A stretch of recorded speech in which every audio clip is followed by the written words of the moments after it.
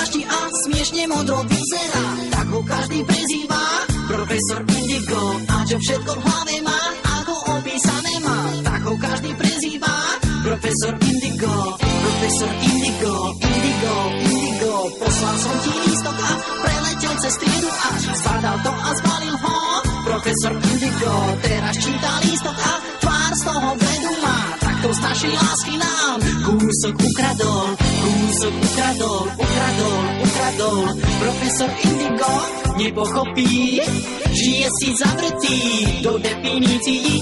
Profesor Indigo dávno už nevidí, že je tu obloha, z ktorej dýchá, že je tu láska, čo mu chýba, a preto znova ku mňa prepadá.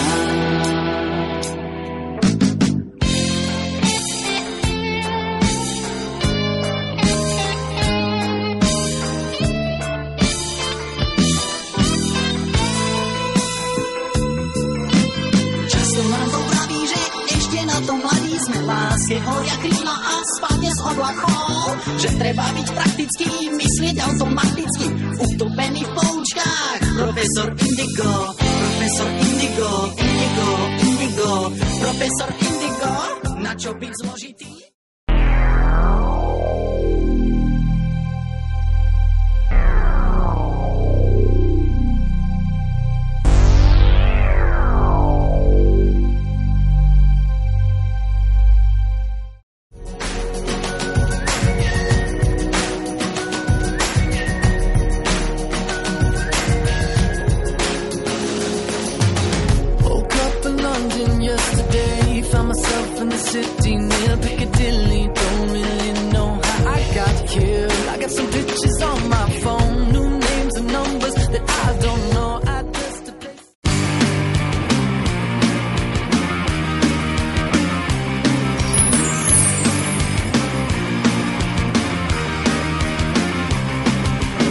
Objavili tajné dvere za verejným hajzlom. Boli staré hrdzavé a šli otvoriť pajsrom. Štyroch razlo partia, nevediac o čo ide. Ocitli sa nečaká neba atomovom chryte.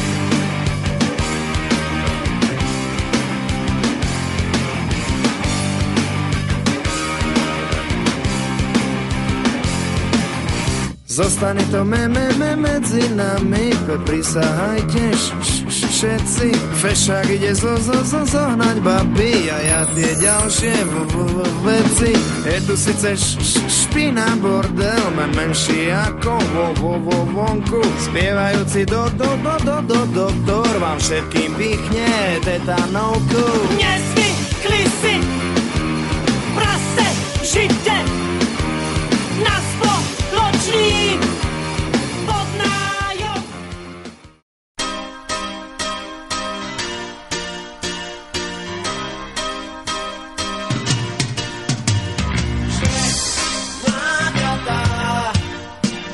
Sme mláďatá, čo vedia všetko o ničom.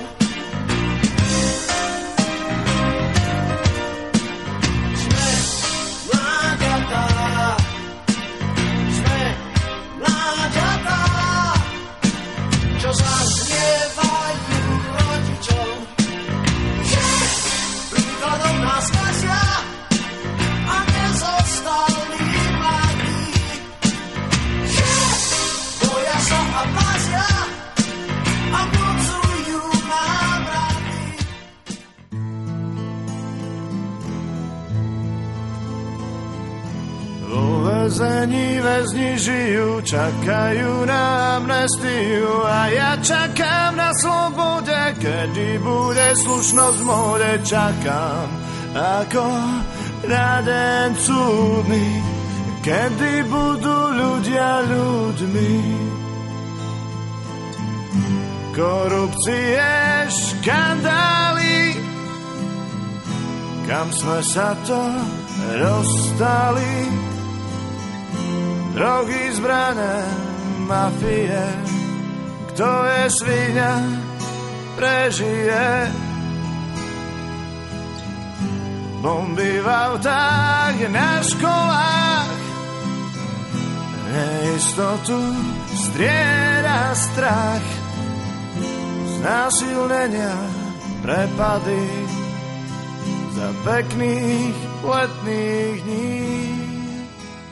Stredná priemyselná škola elektrotechnická vyhlasuje rozsudok podľa paragrafu 27 a následného zákona číslo 11.02.2011 zbierky školského poriadku Strednej priemyselnej školy elektrotechnickej vydaného roku pána 1.9.1952 vyhlasuje rozsudok. Vy, žiaci 4. B triedy, ste sa stali spolupáchateľmi v trestnom čine sfalšovania triednej knihy bez oznámenia. Tento zločin sa podarilo vyriešiť a nájsť pravých vinníkov. Na tomto zločine sa podielali študenti Dominik Ďurica, Daniel Gladiš, Julia Korbová, Alexander Kuzma, ktorých súd uznal vinnými v plnom rozsahu trestu a odsúdil ich na dobrovoľné opustenie školy bez následkov. Vy, ostatní ako spolupáchatelia, ste odsúdení na podmienečný trest absolvovania maturitnej skúšky v dňoch od 16.5.2011 do 25.2011. Súd ďalej prikazuje zapečatiť triednu knihu dňa 27.1.2011. Súhlasíte? Ste pochopili podmienky prepustenia študentov 4. B triedy Strednej priemyselnej školy elektrotechnickej. Prosím podpísať.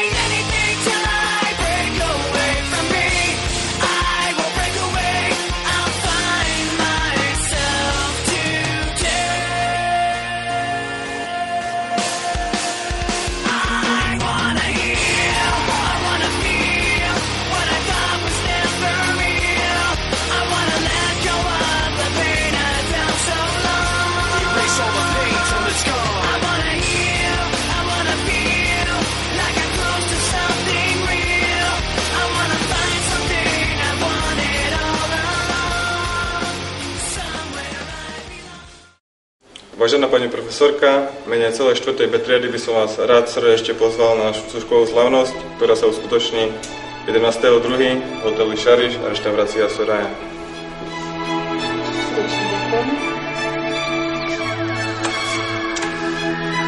A zároveň vás chcem požiadať o zapečatenie triednej knihy 4. B. Srdečne ďakujem za pozvanie. Nech sa páči.